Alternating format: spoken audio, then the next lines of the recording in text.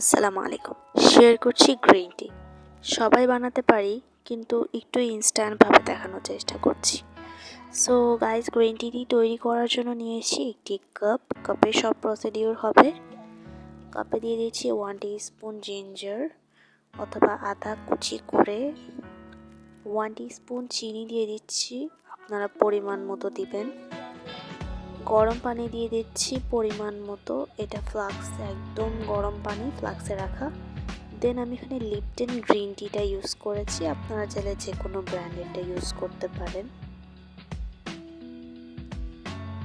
দেন এখানে আমি টি ব্যাগ দিয়ে দিলাম।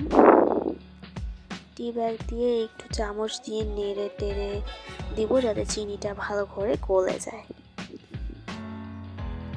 সো আমাদের গ্রিন টিটা ready and it's really tasty guys.